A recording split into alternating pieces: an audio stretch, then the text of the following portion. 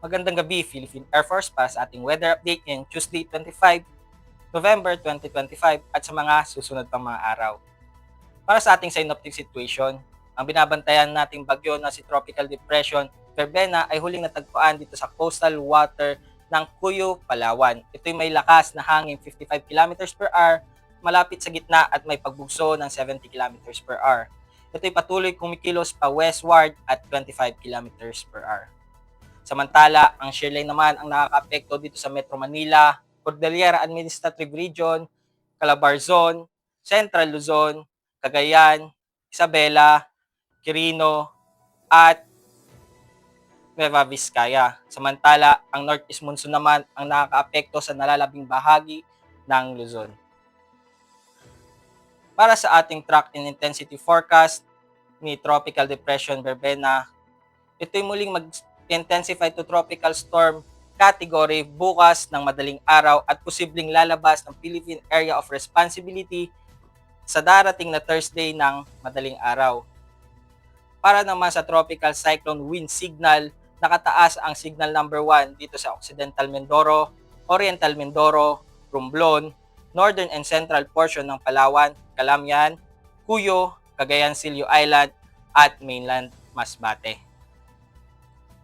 Para naman sa general area forecast para bukas, ang Kalayaan Island at Puerto Princesa ay makakaranas ng rains with gusty winds. Samantala, dito sa Metro Manila, Calabarzon, Central Luzon, Cordillera Administrative Region, Cagayan, Isabela, Quirino, at Nueva Vizcaya ay makakaranas ng maulap na kalangitan na may kalat-kalat na pag-ulan, pagkulog o pagkidlat dulot ng shearline.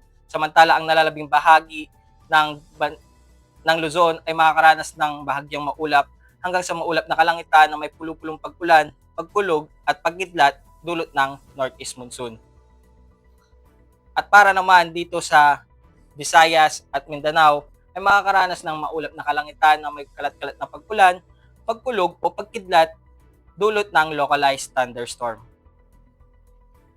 Para naman sa 3 araw na pagtataya dito sa Metro Manila, sa darating na Huwebes ay makakaranas ng maulap na kalangitan na may kalat-kalat na pag-ulan, pagkulog at pagkidlat, at pagdating ng Biyernes hanggang Sabado ay makakaranas ng bahagyang maulap hanggang sa maulap na kalangitan na may pulupulong pag-ulan, pagkulog o pagkidlat.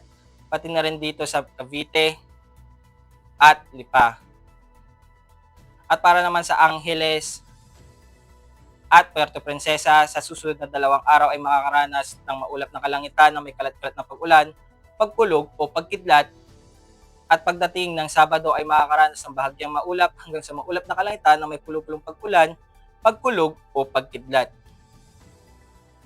At para naman dito sa Kalayaan Island, sa darating na Huwebes ay makakaranas ng rains with gusty winds, at pagdating ng Biyernes ay makakaranas ng maulap na kalangitan na may kalat-kalat na pag-ulan, pagkulog o pagkidlat. At pagdating ng Sabado ay makakaranas ng bahagyang maulap hanggang sa maulap na kalangitan na may pulupulong pag-ulan, pagkulog o pagkidlat. Para naman dito sa Lapu-Lapu, Zamboanga at Davao, sa susunod na 3 araw ay makakaranas ng bahagyang maulap hanggang sa maulap na kalangitan na may pulupulong pag-ulan, pagkulog o pagkidlat.